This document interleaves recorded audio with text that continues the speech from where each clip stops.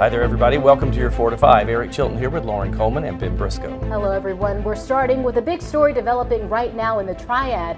A nurse in Forsyth County is accused of administering lethal doses of insulin to multiple patients. It's just not the type of stuff you hear happening here. Let's send it over to WFMY News 2's Amber Lake, who's live in Forsyth County. Amber, walk us through what we know so far. Right, guys. So the Forsyth County District Attorney held a press conference earlier today where he went over the details surrounding this investigation. Now, he said he's going to wait for all of the evidence to come forward before he figures out a just punishment, but said all options are on the table as of right now. Now, I want to show you this on your TV screen. A source close to the investigation confirms the man that you're seeing right here in this article is Johnathan Hayes, the same man investigators arrested earlier today. Forsyth County District Attorney Jim O'Neill says the rogue nurse killed 2 patients and nearly a third while on the job. Through an investigation, police say Hayes administered a lethal dose of insulin to Gwen Crawford and Vicky Lingerfelt. Both women died just days after the doses were given.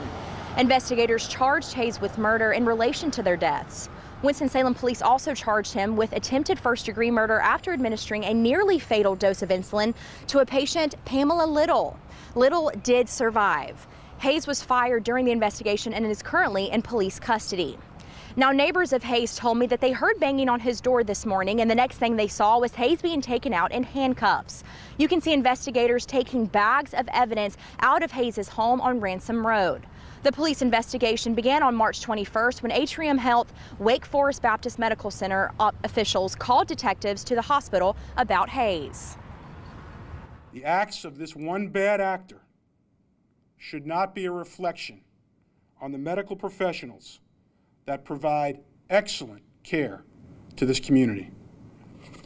What is alleged to have taken place certainly does not represent the very high standards of safety and integrity that our dedicated teammates take pride in and display each and every day.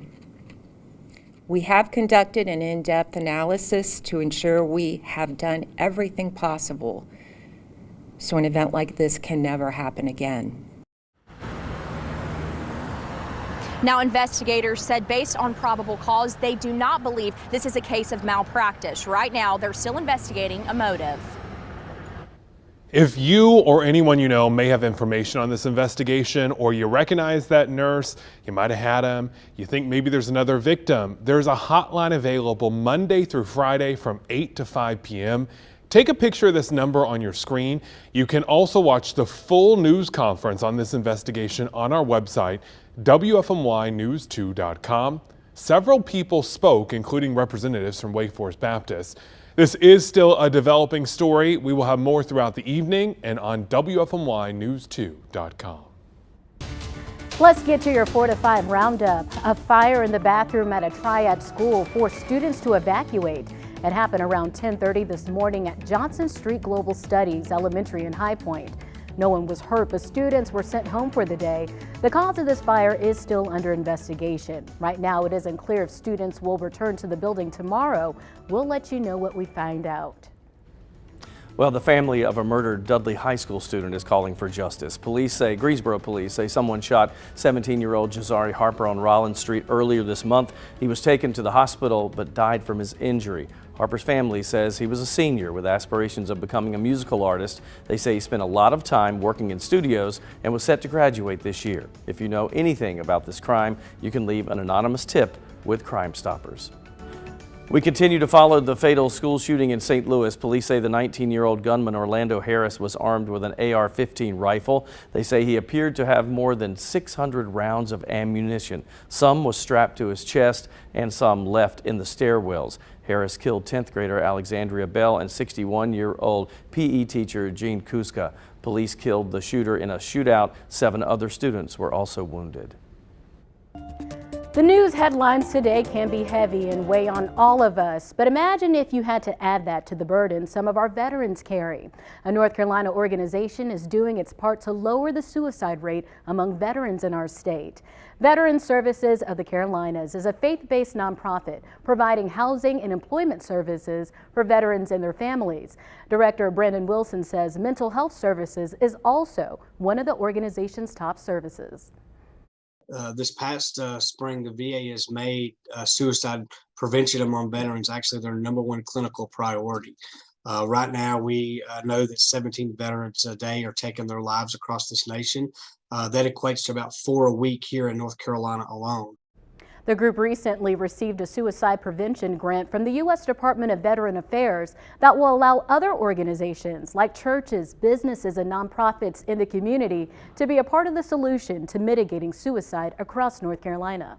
We anticipate doing is it's a twofold strategy where one is going to be providing education and training to the community and at zero cost to the community. Some of these modalities look like mental health first aid, question, persuade, refer, suicide prevention training, save suicide prevention training.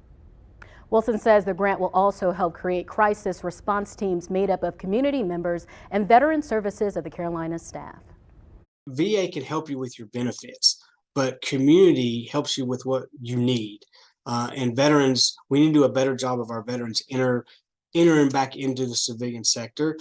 For organizations interested in partnering with the Veteran Services of the Carolinas and receiving these free mental health trainings and resources, just look for this story on our website.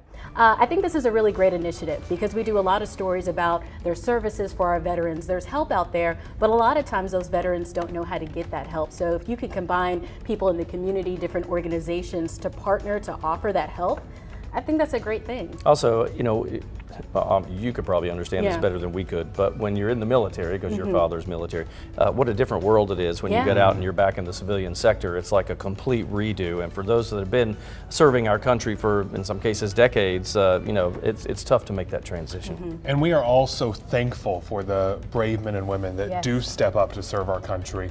I'm so glad to see this community-wide effort. We're all here to pitch in any way we can. Absolutely. It's a great program. And again, all those details are on our website. All right, let's check in with our forecast and see what's happening here. We've got some changes coming up.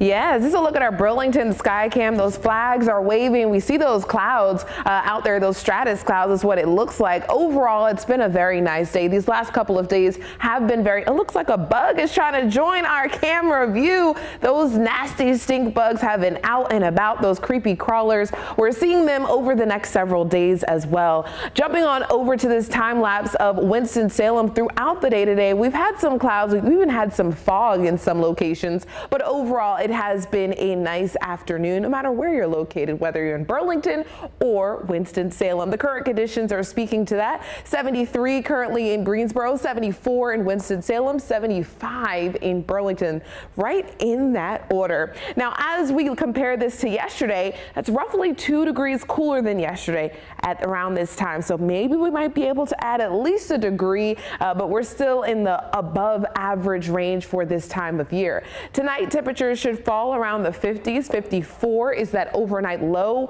It's been a minute since we have overnight lows this warm. Increasing cloud cover overnight and continuing through the day tomorrow. 73 is that high temperature that I'm forecasting for the day. Now we're talking about rain at times. I'll give you some teases for that. Your 7-day here showing you what you can expect ahead for this weekend. Now, a small-scale hurricane hit southern Virginia earlier this morning. According to the United States Geological Survey, a 2.6 magnitude earthquake hit roughly 2 hours away from right here near Independence, Virginia at 5:25 this morning. The survey reports no injuries, but it does say there were 110 accounts of weak shaking from folks in the area. With the source of shake nearly 2 miles below the ground, impact is likely minimal. So here are some details about that earthquake. We often, want to point out the disclaimer, the depth of the earthquake as well as the magnitude dictates if folks get to feel it. You know, it's funny too, there is a little known smaller fault line that is around the southeast that people don't talk about a whole lot. And we get this occasionally, but we're just lucky that in our part of the world it's usually nothing like it is out west in California. I have never been through anything like that out west. I don't know if you have, Monique, but only a tremor. I felt that once in my life. Yeah, only one time did I feel a shaking, but nothing like the images I've ever seen in California where the roads splitting apart, bridges breaking in all sorts. I've never experienced that. Yeah, we'll stay right here. Yes. Yeah, we'll do that. All right, we're going to take a break. We'll be right back.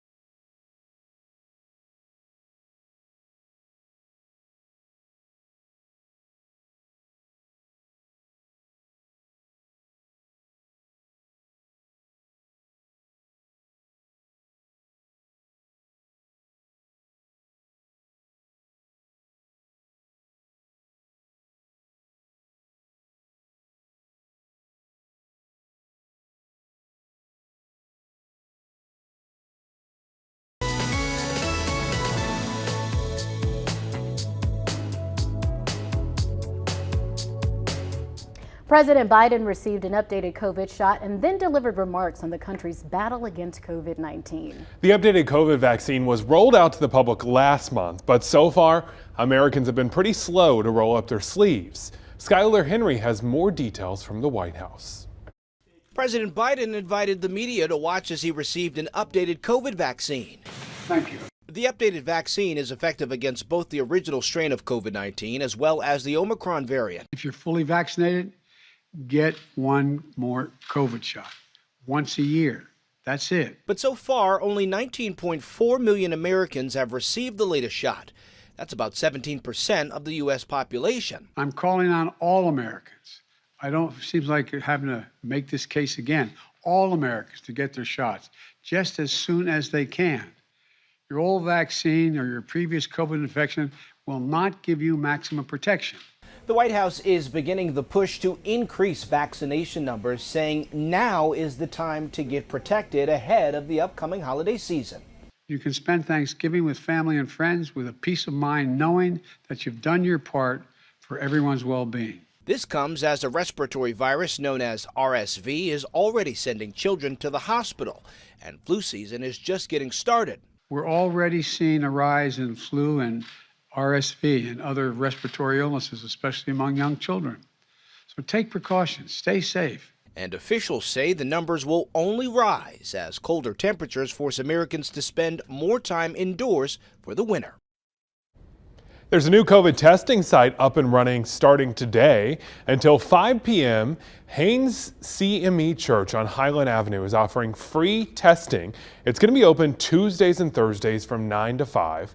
The site replaced the testing site at Union Baptist Church. We all know exercise is key to good health, but can it boost the effectiveness of your COVID-19 shot? New research from the British Journal of Sports Medicine says it can. It says that the more someone exercises, the more protected the vaccine tends to be. Out of nearly 200,000 people, the vaccine was 60% effective in keeping those out of the hospital who exercise an hour a week, and it was 86% effective for those who worked out more than 2.5 hours a week. I know many of us, we like to work out, and we tend to do it multiple times a week, so that's good news. Good news to hear. I mean, it makes sense. It's just the healthier you are, the better you are, the better chances you have for any kind of sickness, really. Another reason when you are tired, you don't want to go to the gym, you don't want to go on a walk, just remember it helps protect against this too. We've been into this pandemic a little over 2 years, almost about 3 years now, and I know where a lot of us are getting more comfortable with the vaccines being out and the numbers improving somewhat. But we're going to be gathering for the holidays pretty soon, and I know this is top of mind for a lot of people. Any concerns about any of that? I don't know. I'm starting to feel more and more like it's going to be here, right? We get the flu every year, right? I think we're going to be dealing with COVID and flu for a long time, maybe for decades, and it's just going to be get your shot with your flu shot every year. I mean, I just think it's going to be one of those things. Absolutely. I just went on a trip recently out of the country, and that was one of the things the people in my group we were talking about. So, we just try to be on high alert, when we were around large groups. Keep your mask on standby, wear your mask on the plane. But other than that, I felt pretty comfortable. Yeah. I think it's not just COVID. This has opened my eyes to all kinds of viruses that are out there. And so when I am in large crowds, like at a big store checkout and there's a long line, you think about, should I put my mask on? That's going to stick with me for a long time. It's always in the back of your head. And It I'm not is. going to lie, if I'm sitting somewhere and someone's like, coughing, scoot away a little bit, like over I might need here. to put that mask back on. It's true. It's true. We got so used to it. Remember, like 4 years ago, you would have been like, why is somebody wearing a mask? And I'm still not shaking hands with people. Are you? Oh, yeah. I always Everybody get does fist slight bump now. anxiety because you don't want to be rude to someone. But when people shake your hand or give you high fives, and then I'm like, where's but the how hand many times sanitizer? have you done this and nobody knows what to do? Yeah, It's like so awkward. Or you shake hands with someone and they immediately pull out the hand sanitizer. Yeah. That's worse, I think. Yeah, Just and then you're don't kind of shake like, hands. geez. Like, sorry. I think we just need so to come up sorry. with a new code, like a We hand do. clap or something we do from across the room. Like when this, we how meet you doing? people. So. All right, we're coming right back.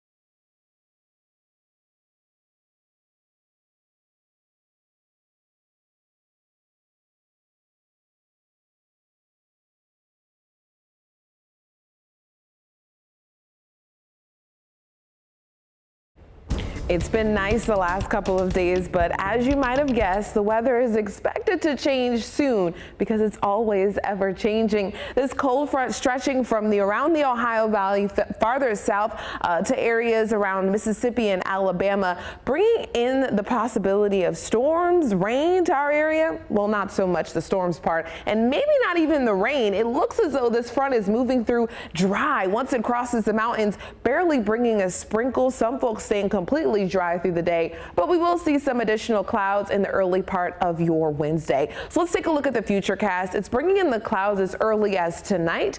Your Tuesday night, you see the timestamp up there. Continuing into the early part of your Wednesday. Then the rain moves through, again, some very light showers, and that's all happening before you even get to lunchtime. After that, the skies will start to clear up for the late day on Wednesday, and that will help us to warm up by the afternoon. We could possibly see another afternoon with mid-70s across the area. And then as we go through the day on Thursday, we start a bit of a cooler trend, still staying in the 70s on Thursday, but then much cooler for your Friday, Saturday, and Sunday. Now, as we go through the start of next week, we have a couple of other weather features moving in and bring a better chance of rain, especially Sunday night going into your Monday. So although there is a rain chance in the day tomorrow, I do expect for most of us to be dry. I expect more of us to be able to see rain to start out the week next week. A lot of things happening this weekend in terms of Halloween as well as A&T's homecoming. This weekend, Saturday looks like the better day of the two with at least dry conditions. It will be a cooler day, but it will be dry on Saturday. A few more clouds around as compared to what we're seeing today, but certainly a dry day on Saturday, good for football.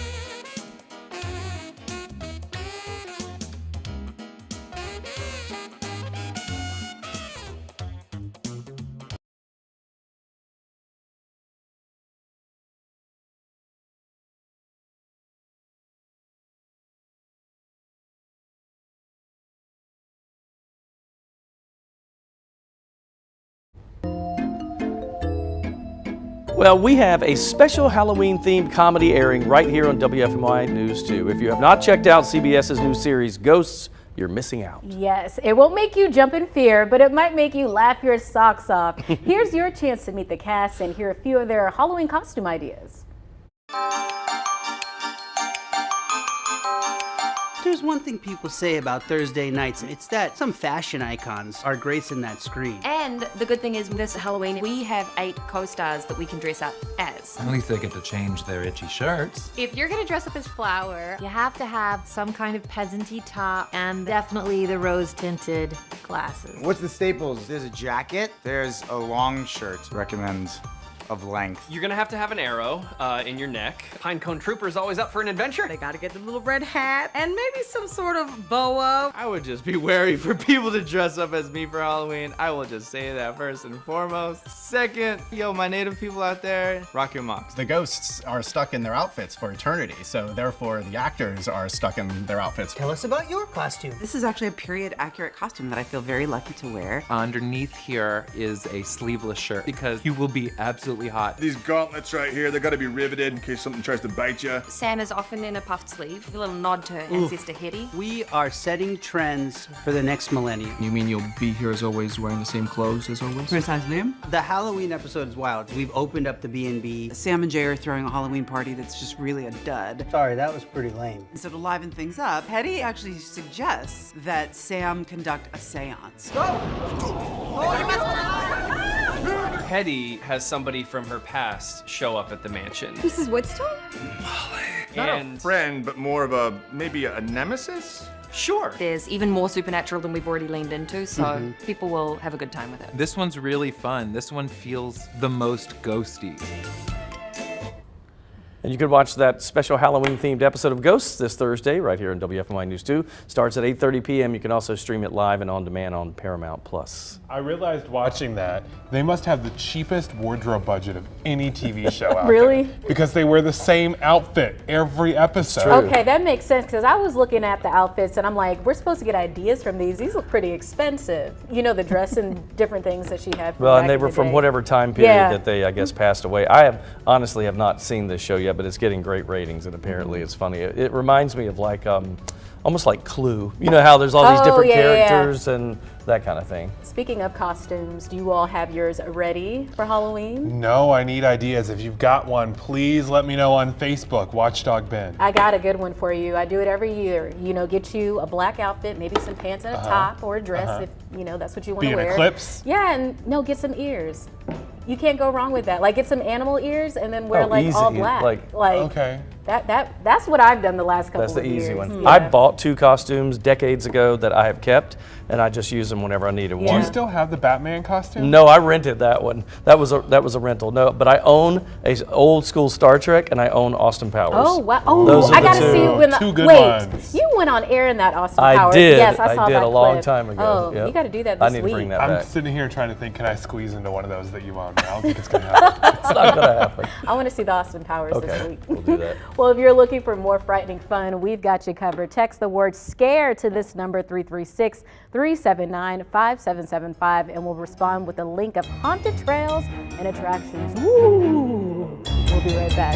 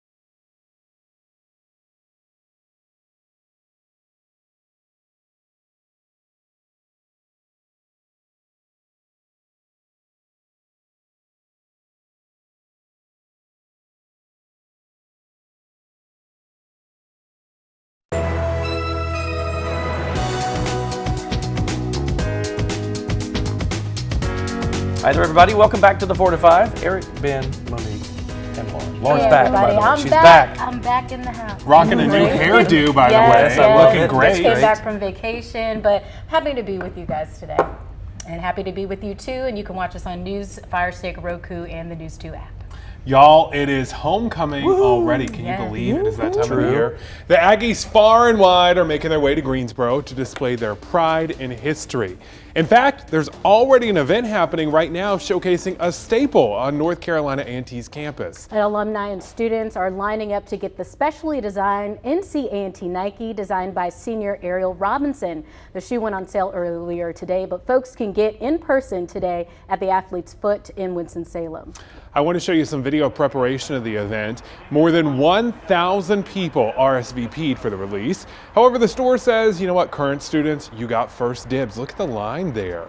But it's not just about the shoes. It's also a big old Aggie party featuring giveaways, food, and a live DJ. The shoe is a part of the Nike campaign featuring historically black colleges. However, this is the first time a designer has had the opportunity to meet directly with shoppers. I was laughing because I just kept thinking I want to hop in that giant shoe and take a picture. Yeah. Oh yeah, that'd be great. Perfect social media. How amazing is this? You know, I got to interview Ariel about 2 weeks ago. I mean, to accomplish something as big as this, you're in college and you created a shoe that people all over the world can buy. I mean, and just how she explained her process behind choosing her design and the message she wanted to spread about her university is just really inspiring and fantastic. Even every color down to the bottom of the shoe, there was a reason. There was a reason for it, yeah. You know what, and it's one thing for a company too to just have an ad about Black history or something like that, but for Nike to really take this initiative and say we want to do this at HBCUs across the country, I think shows a deeper depth of commitment to the diversity. And it puts a highlight on these shoes because, you know, a student who may not have went to college or had a parent that went to college, or maybe not a parent that went to an HBCU, they might not even know these schools are out there. When you have a platform like Nike, that's really huge. Going to be like, hey, come check our school out. People could end up buying the shoe because they like the way it looked and then start examining it and figure out more, you know, about where it came from. So interesting. All right, so when people ask why A&T's homecoming is called the greatest homecoming on earth, proud alumni like Teresa Davis says it's because the moment continues to resonate with anybody who experiences it. WFMY News 2 Sydney Moore spoke with Davis about how GHO has on earth, right, the greatest homecoming on earth, has evolved over the years. It's been 3 decades since Teresa Davis walked the campus of North Carolina A&T as a student. She now sits as the university's Associate Vice Chancellor of Alumni Relations. That Aggie pride, there's a lot behind it. Proud to witness the magical moments homecoming has brought over the years. It's about fellowship. It's about honoring our tradition. Traditions such as the coronation of Mr. and Miss A&T and the parade. Davis says since she's graduated in 1989, the parade has only grown, with 4,000 people participating this year. People used to think that participants in our parade was just local or even regional, but we have national participation in our parade. Davis also remembers the hassle of trying to get on campus for the homecoming game. The offering of the shuttle service that we do from the hotel and from the depot downtown or from the parking garage, that has been a tremendous activity. Young Aggies who helped work to make homecoming a success this year, including a sold-out homecoming concert. We put our nose to the ground for every single event. The whole week, from the Coliseum events to the week-long events on campus. Honor the wisdom they've received from Aggies who came before them. I think it's important for, us young people to ask questions, for them to dive deeper into how they moved around campus, how was their homecoming. While the A&T of 22 is not the A&T of 89 when Davis graduated, once an Aggie. Can I get an Aggie pride? Aggie pride. Always an Aggie. So much pride, and that I'm telling you, it runs in families. You know, our director George McNeil, huge A&T fan, and it's like all the relatives. So many people went there. It's like a matter of pride for families. It's not just a school that someone goes to. Absolutely. My sister went to A&T for undergrad and grad, but my parents, they went to South Carolina State, and there's just something about going to a HBCU. I went to a PWI, but something about going to a HBCU and that pride. And just it's contagious that just when you go to to homecoming. It's just a different feeling than going to a PWI celebration. It is so contagious that when I first moved here almost a decade ago, I thought, there must be a lot of people from other schools offended that this is called the greatest homecoming on earth. Until you saw it. Until I saw it, and I went to homecoming, and there's people from all the other schools there. Yeah. Everyone's rocking Aggie pride. That's exactly right. It's an event that draws people in that sometimes have never set foot on A&T's campus because it is just such a big event. And it's more than just, step shows and tailgating. Last year I interviewed a woman who says she hasn't missed a homecoming in 60 years. Wow. And it's also about making sure it's the best academic, university that it can be as well. And a lot of the alums, they really take a lot of pride in the university. And millions into the economy because of this too. Like about 10 million every I think it's year? more than, even more than that, So I believe. The big question is, Monique, what is the weather going to be like for homecoming? Pressure. Well, that Saturday forecast is shaping up to be good. So the game, no worries there. Temperatures will be on the chilly side, but that's football weather. You always got to bundle up. So you get to rock your real bundle up fall gear this weekend. 63 is that forecast high for your Saturday. Mostly cloudy, but staying completely dry through your day on Saturday. Let's take a look at the futurecast over the next several days. We're getting the light rain to push through on Wednesday, continuing through your Thursday and Friday, staying dry because I know there's some weekend activities related to the homecoming ahead of that game on Thursday and Friday. So you also will be in good shape Thursday and Friday for any activities that are set to be then. Saturday staying dry as well with that kickoff at 1 p.m. Good weather then. Sunday night is when we have the early arrival time of rain. That's the earliest it's expected to come. Late day Sunday, continuing overnight Sunday into your day on Monday. Not good for trick-or-treaters as we start the holiday on Halloween on Monday, as rain is certainly in the forecast for most of the day. So not only Aggies should be good for weather for the weekend, but trick-or-treaters should have good weather for your Saturday and Sunday with temperatures being in the 60s but staying completely dry. So you may have to bundle up when you head out to get your candy, but you definitely should be in the all clear from the rain if you go out on Saturday and Sunday. Monday, not looking so good as rain, as you can see there, is in the forecast. So breaking down your weekend, Saturday and Sunday, few more clouds on Sunday as compared to Saturday. The rain on Sunday is coming in late, so you should be good if you go out trick-or-treating earlier in the day. But otherwise, the weekend, not too bad for weather. Right now, let's get to your 4 to 5 roundup. Winston-Salem police have charged a former nurse with 2 counts of murder, 1 count of attempted murder also. Police say Johnathan Hayes administered lethal doses of insulin to 2 patients earlier this year. Forsyth County District Attorney Jim O'Neill called Hayes a rogue nurse and says he acted alone. The acts of this one bad actor should not be a reflection on the medical professionals that provide excellent care to this community. The hospital fired Hayes after learning of possible wrongdoing, then called police. Officials say they launched an internal audit to try to make sure something like this can never happen again. The updated COVID vaccine was rolled out to the public last month, but so far, Americans have been pretty slow to roll up their sleeves. In a news conference today, President Biden said, if you are fully vaccinated, you should really get a booster. More COVID shots are important. He advised Americans to be vaccinated once a year.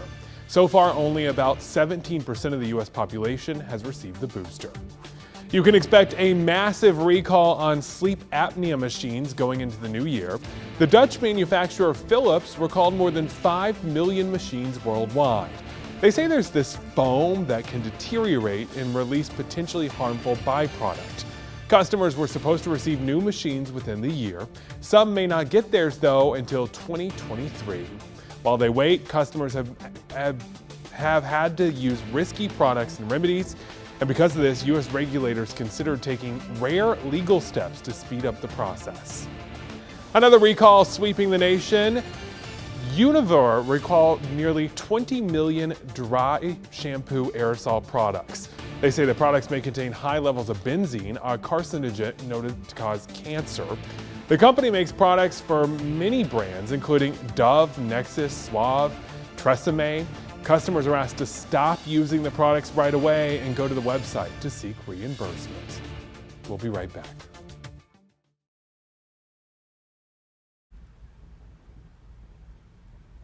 Hello, ice cold milk and an Oreo cookie. They forever go together like a classic combination.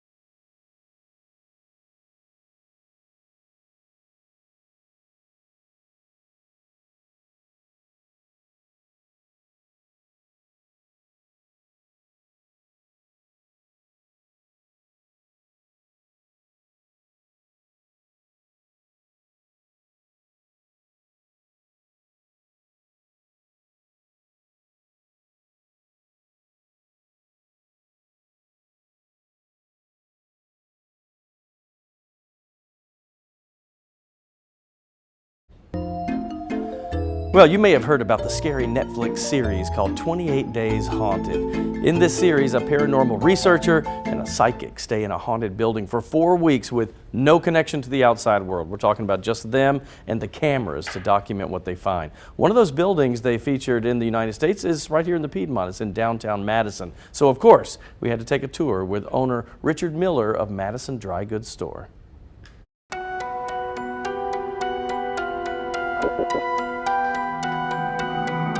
So, Richard, this building is how old? 114 years old. It was built in 1908. What was it originally? Well, originally in 1908, it was a Hotel Sterling Webster, and it was Penn Hardware Company. It's all combined together. So the hardware store was, if you face the building, was on the right-hand side, and the hotel was on the second and the third floor. All right, so we're on the second floor, and let's go back. Yeah, this is the hotel, right? Yeah, these are the original hotel rooms. Wow. So these would have all been hotel rooms right, in here. They all would have been hotel rooms, and they had the transom windows up above. But this was a big tobacco maker for Madison. They had 44 tobacco plug warehouses, so this were a lot of business people stayed at that time. Obviously, we talk about spirits and that type. Right. You got a building this old, you got to have some ghost sounds and stories. There's quite a few. Have you ever had anything? We've had pictures moved, pictures fall off the wall. We've heard a lot of things. There's a little girl that's been floating around for years. I haven't personally seen her. Other customers have. It's just a little strange sometimes. And I've walked through cool spots. And then we'll have people come in, they won't even come upstairs. So Richard, I'm from Surrey County, so that Lawson family story, that's been around. Tell me first what happened with that family, and then we'll talk about this room. Okay, well, it's a tragedy story for sure. On Christmas Day in 1929, Charlie Lawson, he killed himself and his entire family except his older son, Arthur. When they closed the hotel, it was pretty typical in those days for hardware stores to sell caskets, so they opened a funeral service. So TB Night Funeral Service is located here on the second floor. And this was the only place that was large enough at that time to handle that many bodies at one time, and it had an elevator and a wide staircase. So that's why they came to Madison from Germantown. So this would have been, like if we look at it over here, this would have been The embalming This room? was the embalming room for the Lawson family. That's one reason that's wide up there, where the curtains would be and everything.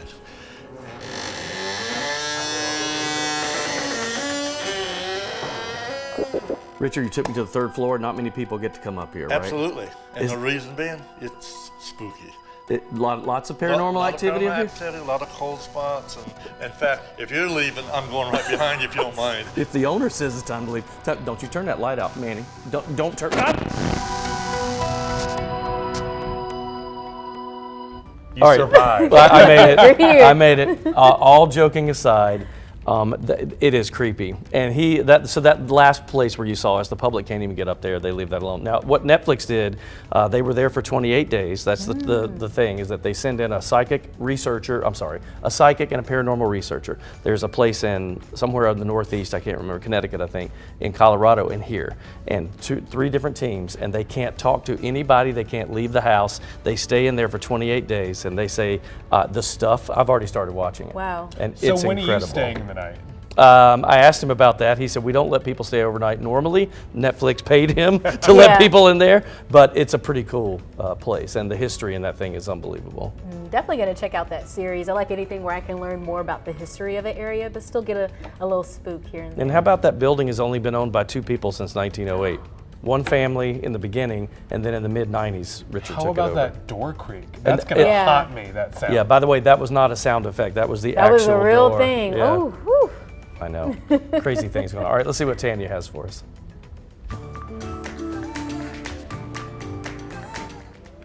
All right, you guys remember this, right? It's the 4 to 5 pumpkin challenge. Y'all got crafty. You had weird old things on, and then you put stickers on everything. You remember that? I do remember that. It was rigged. Look at Chad trying to use. Are you saying because you didn't win? Because I didn't win. I was supposed. I mean, look how great my pumpkin But looked. The one in the middle. used fingernails as horns. That was pretty creative. Look at all those stickers, though. You were trying to bribe the judge. That's what happened.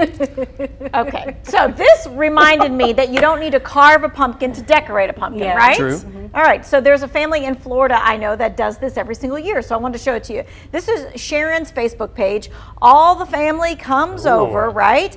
And they get to painting and they get to crafting, and it looks fun, but I have to tell you, they're a very competitive family. Everyone does a pumpkin, and you can see the spread here. And then what they do is they ask people for their vote, the top 3. And I'm going to give you a close-up look at some of these pumpkins. I know, that's what I just All right, noticed so, that. okay, we're going to see that. All right, so this one, all right, first, let's show you the first one. All right, it's going to be the Beach Babe. Let's take that video full so that we can show it to you.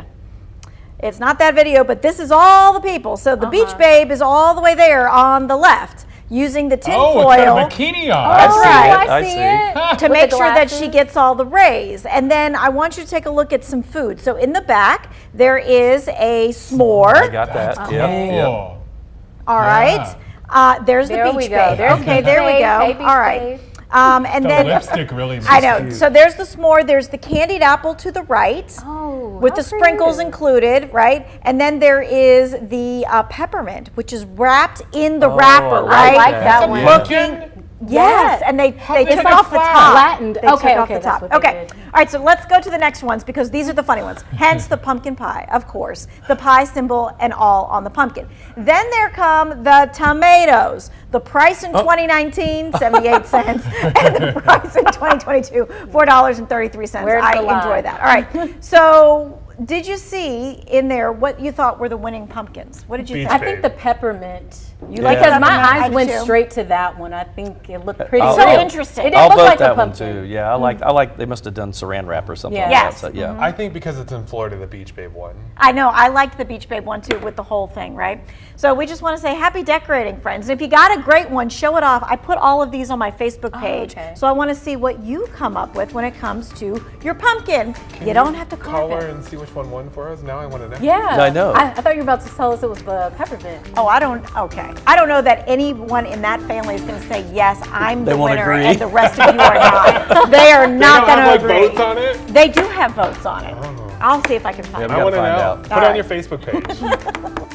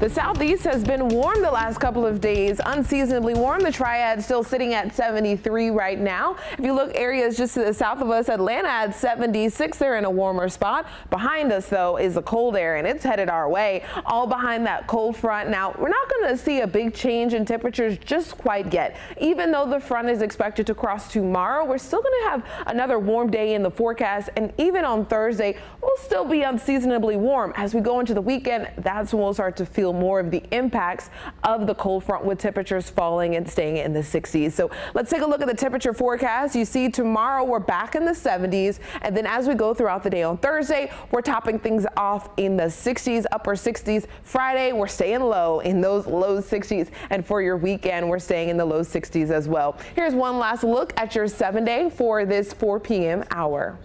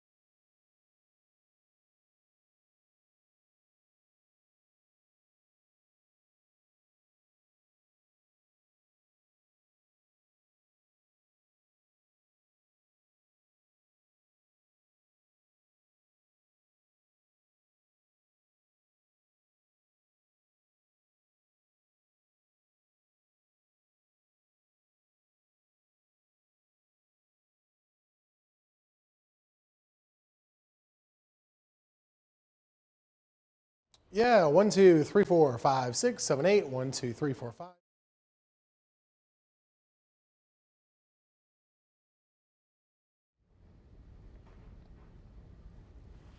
Hello, check 1, 2, 3, 1, 2, 3, 4. Okay, well, because usually.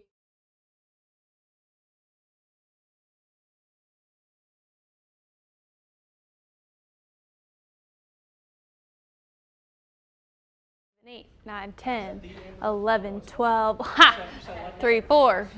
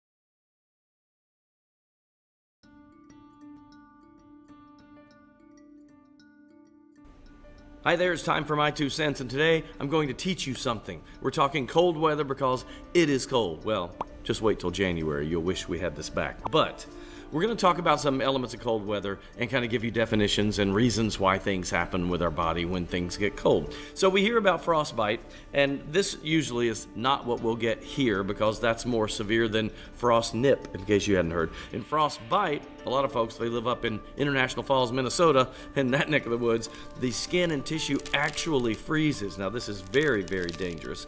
Down here, frost nip is actually fairly common. That's when you get that red, tingling, kind of numb skin feeling. Basically, that's your body telling you, hey, we're at stage 1, go inside, because you don't want to get to stage 2 and go to frostbite, which usually, again, we don't see here.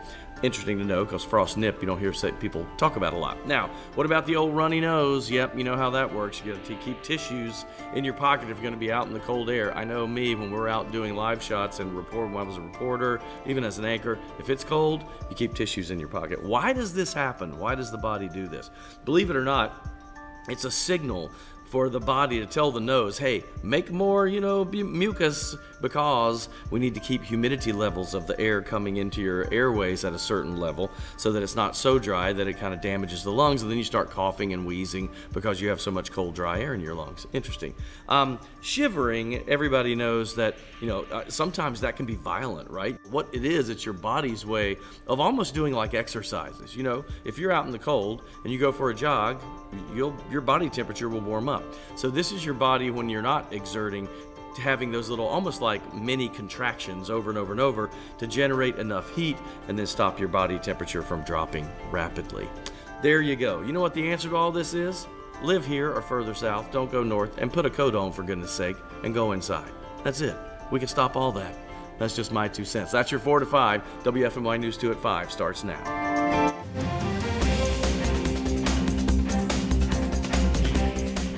We begin tonight with developing news out of Forsyth County. A rogue nurse at Atrium Health Force Baptist Medical Center faces murder charges tonight. The Forsyth County District Attorney says